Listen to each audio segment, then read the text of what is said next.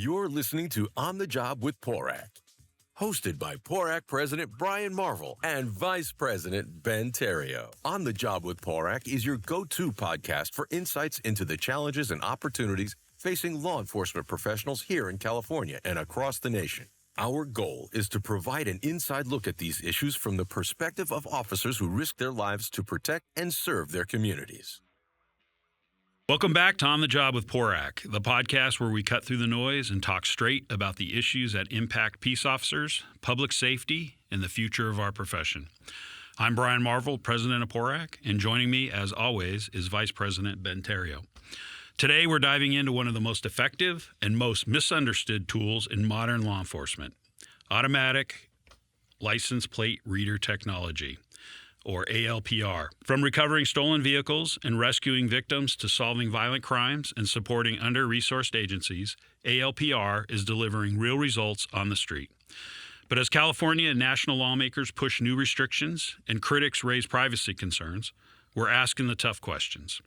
How do we harness this technology responsibly to keep our communities safer while protecting constitutional rights and building public trust?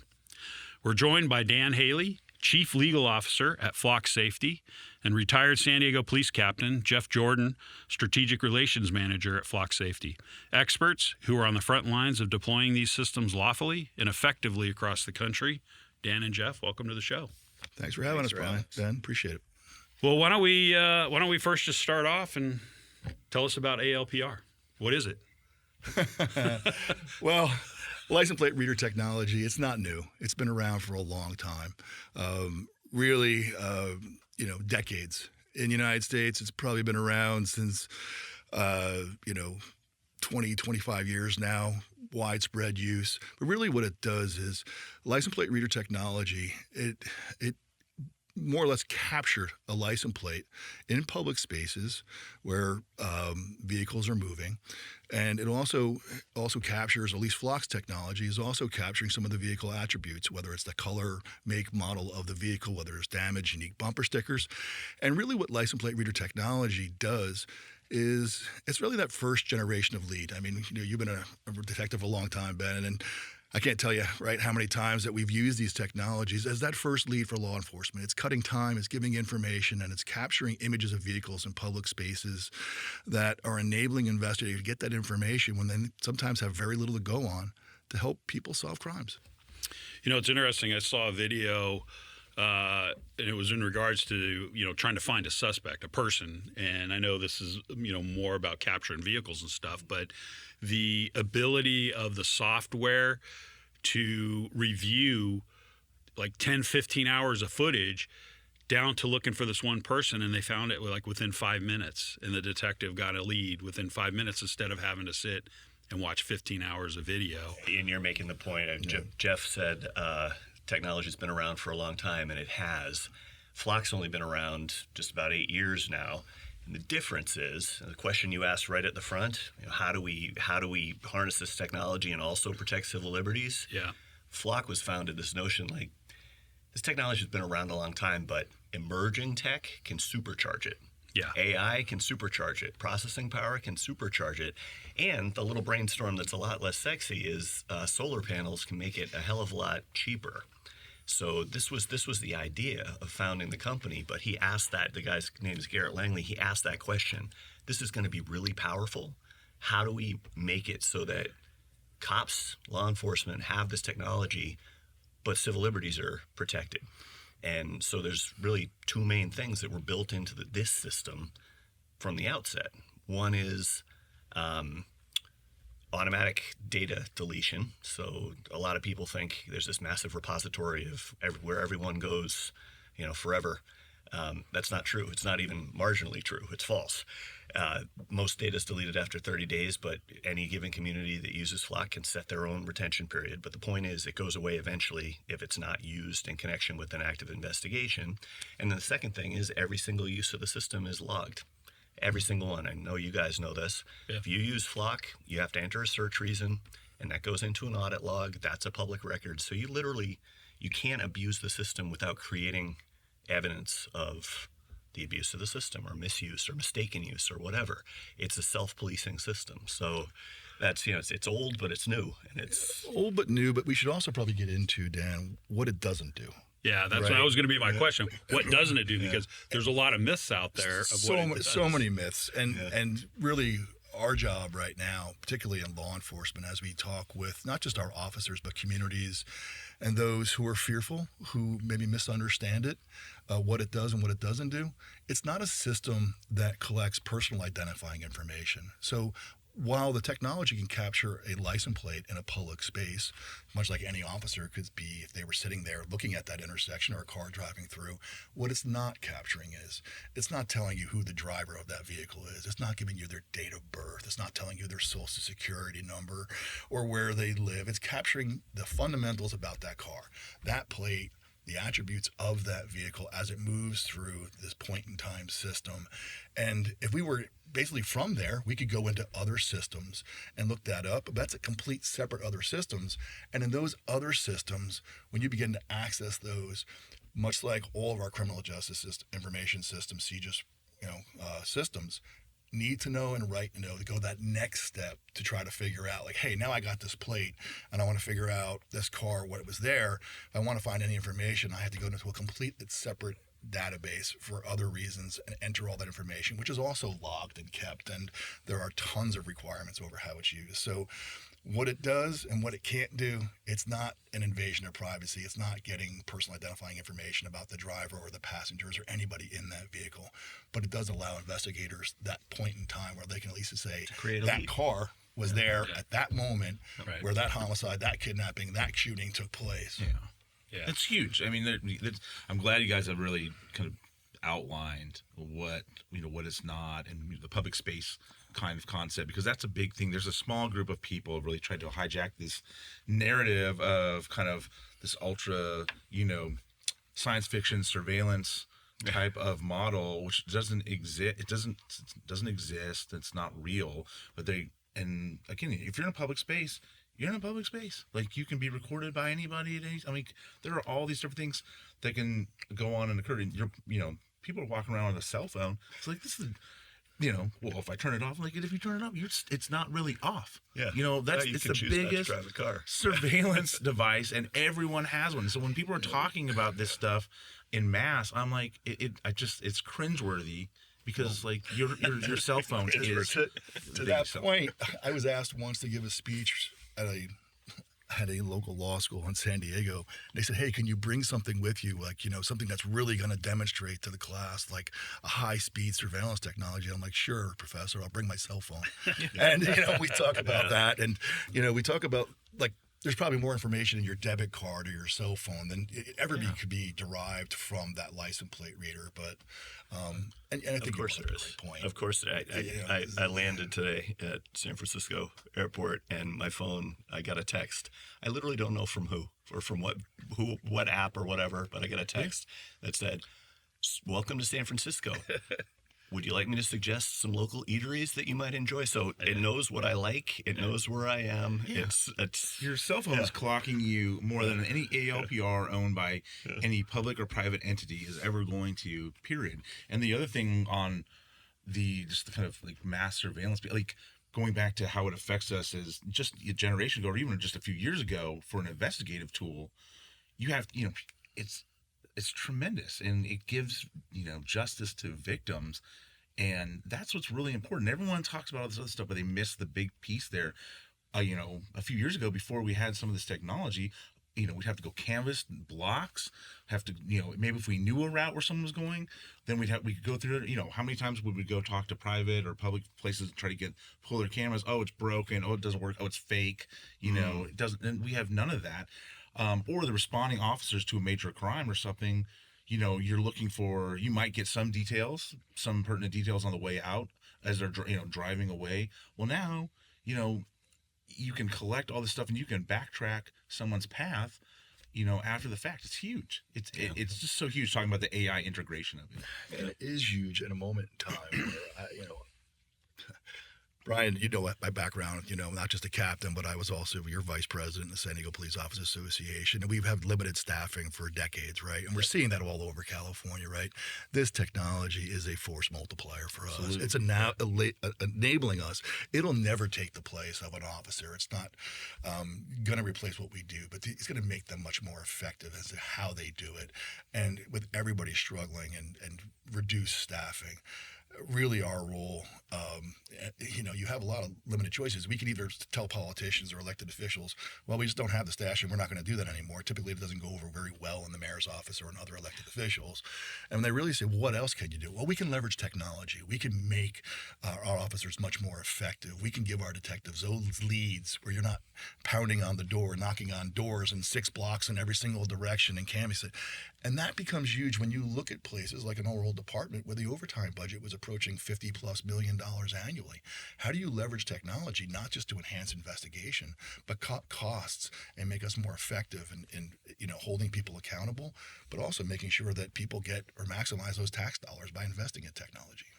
What kind of crimes are you actually seeing the system LPR solving? I mean, I think that's, like Ben said, I think people are so focused on the surveillance piece of it and the fact that they don't like it, but nobody really talks about how is it helping people? How is it helping the cops solving crime, helping victims? Yeah.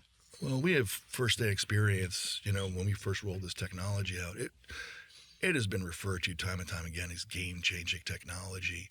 When I look around the state, and I'm meeting with policing leaders and captains and other, chiefs, when you look at what's happening on the ground, you look at places like in San Francisco where they have now really embraced technology since the voters there asked, right? They've had a proposition there where they asked for more technology and the changes there.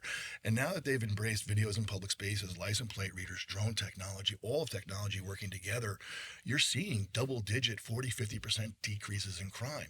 You go to San Jose, they have solved virtually every single homicide over the last few years, which they largely attribute to technology. San Diego last year achieved auto theft reductions they had not seen since 1972, I believe it was, 50+ years. And they're doing it with less officers. So there's less officers there, but yet that fear, which is really what drives criminals, right? I mean, crime is basically the risk reward. Am I going to get caught or not? Well, people are recognize that the possibility as technology evolves and grows, it's going to lead to the likelihood that somebody's going to be held accountable. They're going to get caught. And in turn, it's driving crime down. And you're seeing it time and time again. There's almost a day that doesn't go by. On the way up here, I was reading an article from Oceanside this morning. That Oceanside, in San Diego County, they're talking about their chief about crime rates that they haven't seen. And they could constantly, these chiefs are attributing, and investigators are attributing the success to new found use of technologies that are basically allowing investigations to take place and hold people accountable. Well, it goes back to the force multiplier thing because, it was for solving back in the day when there was, especially when crime rates were higher on a very large level across the United States, it was always a resource problem, right? It was always if we had 20 black and whites to swarm on, one shooting at a time, then maybe we would, the impact of that could happen. We didn't have that as an ability. And now we do. I mean, even again, just getting justice for the folks who had a duck somewhere. That's a stolen car for you political people out there. A 10851. That's how we first got the technology. We had it on our cars, right, and on top. That's how a lot of us got first exposed to it. We drive around with it. Boom! Oh, there's a duck sitting over here. You got to go drive back and figure out where it's at. Again, that helps somebody, especially someone who probably needs their car to go to work and do a bunch of other things. Well, hey, we found your car. It's parked somewhere. It's been stolen for a couple of days. Those are days you were out on work, etc. Mm-hmm. But I don't hear any activists talking about that part. I don't hear any politicians talking about that part because it doesn't fit their bullshit narrative of fear mongering about there's a photo of me in public. Well, okay, that makes me think of, when I get into it with these activists. It's not just often it's not a car, it's a kid, right? Yeah, and that's the most de minimis thing. It's right? a piece of property, but what about a person? And so you ask what kind of crimes, property crimes for sure, but I don't know. It's rare that a week goes by that I don't get a Google alert about a kid somewhere in the country getting returned to their family. Yeah. And so when I have these conversations with the activists, which, by the way, I always try to say, if there's an intelligent person sitting across the table from me and they're really worked up about something, there's probably a reason I want to understand it. And so I get, like, the surveillance state, all that stuff. There are people who are very mistrustful of government authority, and maybe they've had abuses in life, whatever. I get it. But I always say, like, here's a story about a kid who's at home, who wouldn't have been at home. Would you, if we were sitting in that living room, would you be saying the same things you're saying to me about these hypotheticals that you're throwing at me that have never happened? And they want to just talk past it. Like, just, no, we're going to keep going, and I'm going to keep throwing my hypotheticals at you. It's fine, but... And I want to say is, like, we talk about stats all the time, double-digit reduction, in crime, or double-digit increase in clearance rates. I think we saw a stat this morning at a flock that we documented that we were involved in over 1 million investigations and returned, I believe, 10,000 missing persons last year, right? Those are stats, but behind those stats are people. And I think some days we forget about, these are real people with real families. Crime is very personal. And these are folks that, it's not hypothetical that we're fearing technology because this might happen. This is real life. I was reading on the plane up here this morning, even in your shop, Ben, like, Richmond was a place, I don't want to maybe cite your city, but Richmond was a place that really had a lot of stuff go back and forth about whether or not this technology was useful, not useful. And in many places, what I'm heartened to see is we're no longer talking about we're either going to have technology or we're not going to have technology. We're moving to the point of the conversation is we're going to have technology, but what are the guardrails going to be? How are we going to shape this? What local impact are we going to have? And I was so pleased that Richmond, which I think had suspended service for a little bit of period of time. It did, yeah. And I think we just turned it back on. And the first thing was we captured a homicide suspect coming out of Richmond, moving from Richmond into Concord. And I don't know if you have any details on that. It's in the papers, but it's like, I'm so heartened when I see a city struggling, like, what are we going to do with this? But then we're going to have these guardrails in place. We left it in place. And the first thing we do is we have a homicide suspect. And that, to me, is huge, that impact in that moment. And, when I was giving community meetings in San Diego, I had a person come up to me once in an area where, when I first started talking about this stuff in 2018, 6 years ago, it was very, very confusing. But a guy came up to me, shook my hand afterwards, and he said, I don't know right or wrong, and I don't want to get into the politics of this. He's like, but your technology enabled us to find the murder of my little brother and the 3 guys who did that. And he goes, and for that, I thank you because you gave my mom closure. Yeah. Those are the moments in time when you shake somebody's hand and you get there and you make a difference. And sometimes when we're getting beat up, those are the moments that keep us going, where you're like, that's making a difference. Yeah. I thought I saw something where Austin shut off ALPR, the murders, maybe Danny too, and then drove into another city and they caught him. 2 weeks ago, massive weekend-long manhunt. Helicopters, 200 officers deployed, the whole city locked down. Yeah. Couldn't catch these kids. It was a bunch of teenagers. They'd steal a car. They'd drive by, shoot at a random person, go drop the car, steal another car. Yeah. Couldn't find him. They crossed the border into Manor, Texas, which has the cameras. Yep. Had him within an hour. Nice. It's really hard. Yeah. And then the folks online are saying that we set that up. That was a publicity stunt. There's a false flag. There's only so much you can do. But see, that's why when you talk about these activist people, I'm like, I can't listen to these people anymore, because they're driving me crazy with their what ifs and their hypotheticals. Because when it comes down to the real deal, issues like that, and real deal folks who are affected by that, so if you're a politician and you start subscribing to that, some of that crap and that mantra, so just tell me you don't care about public safety without telling me you don't care about this. Is why my fiance asked me, like, you're going out to California to do this law enforcement podcast, isn't that preaching to the choir? And I said, first of all, I hope so. Yeah. But second of all, like, I hope we get out some information to counter the misinformation, and officers all around the state are better equipped to answer those questions in the moment, and not say, like, well, I don't know what the impact of this is, or I don't really understand how it works, or I don't know what you got to have these conversations, because the politicians are going to listen to the people who are loudest. And the thing is we take a conversation like this, we'll send out to the electeds, because this is an important conversation. to really get through the misperceptions that are out there, talk about some of the issues and concerns that some of the folks have. There are some electeds at the Capitol. You could have reasonable conversations. Sure. They may just philosophically disagree. And I understand that piece of it. But, you know, the reality is you just have some electeds over there, and I could name some. They're adamantly pro-criminal. And there's nothing they want to do more than to be able to hinder law enforcement to capture these people. Because for some reason, they feel sorry for the suspects, and they don't care about the victims. And it's very unfortunate, and it's disheartening sometimes to have conversations with those types. Yeah, these things are tied together. They are. And, I mean, I have a theory on this, and not because, now that you floated a conspiracy theory, I'll float one back at you. Oh, no. Here we go. No, but we lived through, all of us, lived through the defund moment. Right. Yes. And whether you agree with it, don't agree with it, there's still people who are in the defund movement. Right. And people who think about the defund movement as being isolated to just money. Right. It's never been just about money. It's always been, how do we take resources away from law enforcement, even if they have a nexus to solving crime and enhancing public safety? Absolutely. They just believe they want to take it away. Yeah. But there's part 2 and part 3 of that. And I know some elected officials get mad at me when I say this. Where I see it too is taking away or reducing even protections that officers have, whether it's qualified immunity or pursuit policies or any of that.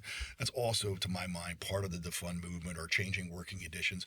But I also think it extends to technology, that if there's investments in technology, that somehow folks think that money can go towards any other thing. There is nothing in my mind that I've seen in recent years having the impact of license plate reader technology broadly used under the right protections and guidelines, that is making a difference in crime. The last time I saw anything like that, probably, Brian, would have been we were baby cops with DNA really starting to break that stuff. And even body-worn cameras changing things, right?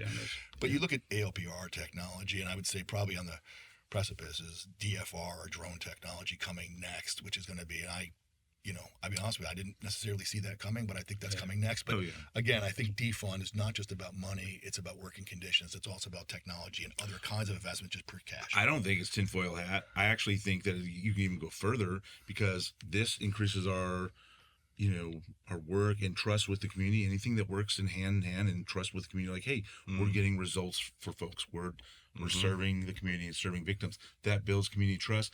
Those folks don't like that, because that does not help their agenda one bit, which is what you talked about. So I think there's several layers in there. And I don't think that's tinfoil hat at all. This debate was had in Oakland just a few months ago, and one of the biggest advocates in Oakland was an NAACP chapter there. Yeah, and it's because, to your point, this technology, first of all, a lot of these activists ought to love it because it's utterly unbiased. There's it reduces human bias down to zero. It's a car, right? But it has massive impact in communities where there's a lot of crime, and these activists will say, you're putting all the cameras in these places that are, minority communities. They're crime-ridden communities. The cameras go there, crime goes down, and then the activists who actually care about the community come out in support, and that's wonderful. That's how the system's supposed to work, right? But to that end, Dan, one of the things that's interesting is when we talk about technology and talk about rollout, we talk about really engaging the public. And I'll be honest with you, San Diego had some missteps back in 2018 in its first iteration of rolling out smart streetlights. I didn't necessarily oppose oversight or what the trust ordinance is in San Diego, which is probably the most robust oversight in the United States, transparent, responsible use of surveillance technologies. But within that, it forced us in San Diego to really talk about the criteria on which we use. And we defined what our use policies are, what our anticipated impact reports are in the community. But in terms of ALPR, we went through and we established about 6 different criteria definitively to take that bias or handle that bias argument. It was talking to commanding officers. It was talking to investigators who knew what was going on. It was looking at data, crime data, where crime was taking place. But we took it a step further. We began to ask, the elected officials should have input on their communities. They want it, they don't want it. The communities themselves having community meetings, right? And then on top of that, where will the infrastructure support it? Do you, permitting and everything else? Some of this gets into some really you have to have the buy-in, right? The buy-in for infrastructure. Sure. But you need to have transparency on what's going on, and there needs to be, investigative reasons and policies, like when an individual officer is running people, like, hey, what is the reason? Like you need to have that. You need to, even if it's some type of oversight, if you have certain type of oversight bodies, like that's all fine. Just don't throw the baby out with the bathwater, which is and make your decisions based on information, not misinformation. We get all the time. A community will decide against the cameras or it'll take them down, and they'll literally tell us, well, this community wanted to hit back against ICE or the Trump administration or whatever. And I always say, like, that's like saying I wore different shoes today to hit back against ICE. It's not an effective gesture. We have nothing to do with that. Have your politics. Do it. It doesn't matter. We're apolitical. We provide a service that helps communities establish their own process. Or I want to figuratively kick ICE, but then I shoot myself in the foot for it. That's exactly what it is. But Brian, you asked about what kinds of crimes. Sometimes what kind of crimes we're using to solve it is dictated by what kind of crimes the community wants us involved in. Yeah. We did widespread surveys in San Diego about how do you want us? It's not just about us with this technology. If we were to obtain this technology, how do we use it? And people didn't want us using it to do traffic enforcement. They didn't want us writing speeding tickets with it, or they didn't want us to do. Which is funny. The legislature just passed that for the freeways here in Sacramento. And they have and we were opposed to that. a pilot program in a few cities too. So it's like when people talk, it's like, well, go talk to your legislator, because in a few pilot cities they're trying to use this technology to write you red light tickets. Not the cops. We're not asking for that. But these again, folks. That's engagement with the community, though. Yeah. I mean, if you were to survey folks, and we did survey folks, I mean, people understand it. Like, yes, we're about to face the 25th anniversary of 9/11, and the big mantra has always been, we'll never forget, right? We've forgotten, right? Yeah. As far as we've forgotten. But not only that is, people ask, like, would you be in support of this for felony investigations? Absolutely. Washington State, I believe, just basically said, hey, we want you to have this technology, but we want you to do this with it and limit it to these types of cases. A little more flexibility in California, but again, defined by the community, but what they want, how we'll use it. I guess that brings up the question is what safeguards do you have in place? Yeah. Because one of the big things that people talk about is, like, obviously, immigration, ICE, how it's utilized, religious facilities, etc. And then I think the other kind of the other part of it is the healthcare, reproductive. Those are kind of the issues. three major talking points that people are put out. Like, these are what we're worried about. They're usually tied to hypotheticals. Could be used for this, could be used for that. But like real world hypotheticals, these things could happen. Fine. Community or a state makes a decision. There are a number of states where, as you know, local law enforcement isn't allowed to collaborate or to cooperate with federal authorities for certain things. Yeah. And in those states, we don't allow those searches to happen. So if you try, there are filters that will not allow searches using certain keywords to happen. California, earlier in Flock's history, our position was we don't police the police. So, agencies are responsible to follow the law, and the law in California is you can't share ALPR data with federal authorities. You can't share it out of state. Our position was that's on the agencies. Then a bunch of agencies said to us, look, our people don't know every letter of the law. People are making a mistake. We want you to shut that down. And so we have. And now you can't accept a sharing relationship from out of state in California or a sharing relationship with the feds. So our position has evolved on this. We don't want to police the police. Which I think was the right move. And then again, it's like, it goes back to the original, like, so don't throw the baby out with the bathwater. That's right. Because... And then another example, I'm sorry, Jeff. Another example is for a long time we were told, you provide the audit logs, but it's on us to look at them. We don't want Flock involved in that. We don't want Flock telling us we're doing wrong. But now with AI, we've just recently rolled out a feature that if an agency wants to activate it, AI will scan the audit log and will just throw up a flag. Hey, you may, Chief, want to look at this series of searches. It's unusual. It's all hitting the same plate over a number of days, whatever. And that's not us saying anything's wrong. It's us saying this could be an indication of something wrong. You should take a look at it. It's just an accountability mechanism. And you went exactly where I was going to go, is that we are now being responsive to the communities. They've asked for now additional auditing mechanisms, right? Because they're being held accountable. And really what you're trying to find out is, and we hear this time and time again, is Talk about privacy. Talk about accountability. Talk about how you as an organization are going to hold somebody accountable if they potentially misuse this technology. And we're trying to give the tools. We're not trying. We've developed the tools. 2025, I think, was a watershed year for us in terms of what Dan said is absolutely correct. There were options initially in place about how settings were designed, who you could share with the federal government or outside agencies outside of California, which is prohibited under SB 34. Now you can't. It's literally when you get this technology or you sign on a contract with Flock in California, there's no ability to change that toggle switch on and off. That existed prior to 2025, but in 2025, it's just set that way. And really what you're starting to see now with SB 1013, and we can get into maybe where the state legislature is going, is like they're trying to legislate exactly some of the different things that we've gone through, some of the learning experiences that we've had. They're trying to incorporate into legislation that's pending in California. Yeah.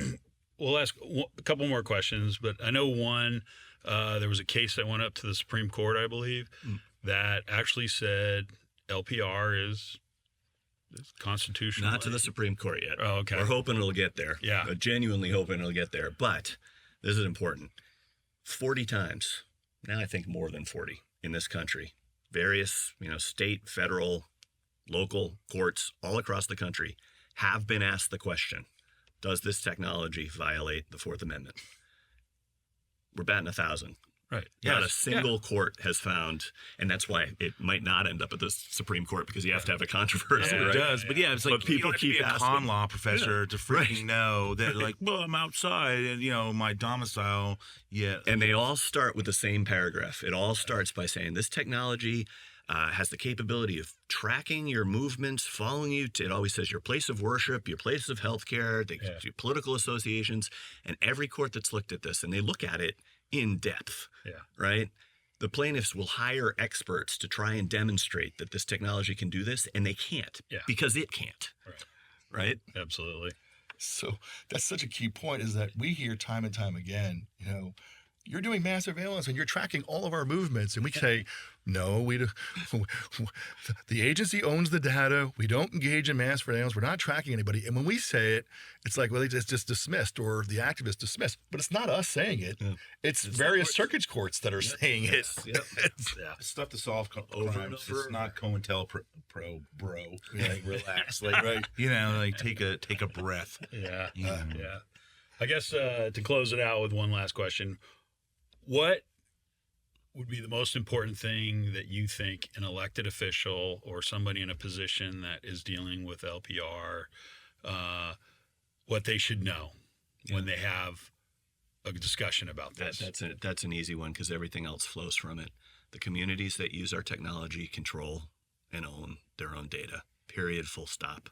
We do not sell it. We do not use it. We don't access it. It is their data. And to the extent we ever interact with it, it's just to provide the service that we're providing, like any other company that deals with data. But that's the biggest thing. Like, people assume we're sucking in all this data and we're using it for some evil master plan, and it's just not the case. It's your data. I would wholeheartedly agree with Dan, and that's just it. Control rests with the local law enforcement agencies that are using this technology. If you trust your law enforcement agency, well, they're in control of how this is used. And I was going to, maybe be a little flippant, but I would ask legislators maybe not to get their information from social media, but actually speak to subject matter experts, people who are engaging this, people who know about it. Defer back to your chiefs and your subject matter experts who are dealing with this every day. And they understand that they can explain it. They want to explain it. But if you trust your law enforcement agencies and you trust that they have policies and procedures in place on the use of these technologies and how they want it, and they reflect what government bodies want, then it can be accomplished. And I would leave it at this. Part of the reason why I went to Flock was in San Diego, I worked really, really hard because I wholeheartedly believe this, is that there is a balance between achieving public safety with technology and having privacy and accountability. And that balance can be accomplished. For all those who say they can't, it's just wrong. We can do it. We've proven we can do it. I look forward to see what comes out of the legislature right now. And I think we are consistently making progress across the nation with the legislation that is coming, that we have it. And we believe there's a balance to be had. And again, don't put the baby out with the bathwater. Just make sure if we're going to embrace this technology that there's safeguards in place for it. It's for the victims. It is for the victims. At the end of the day, it is. Absolutely. Well, as we wrap up this important discussion, I want to thank our guests, Dan Haley and Jeff Jordan from Flock Safety, for breaking down how ALPR technology is actually being used to solve crimes, recover stolen vehicles, and support officers, while highlighting the real safeguards, policies, and guardrails already in place to protect privacy and prevent misuse. To our PORAC members and law enforcement leaders listening, ALPR isn't mass surveillance. It's a targeted, lawful tool that helps us do the job more effectively in an era of reduced staffing and rising crime. Getting the policy right matters, and PORAC will continue fighting for solutions that prioritize officer safety and community protection over political optics. We encourage you to stay engaged on these issues, reach out to your legislatures, talk to your agencies about smart ALPR deployment, and keep building trust through transparency and results. This is Brian Marvel, President of PORAC, with Ben Theriault. Thank you for what you do every single day on the streets. Stay safe out there, take care of each other, and remember, we're stronger when we stay united and informed. We'll see you on the next episode of On the Job with PORAC.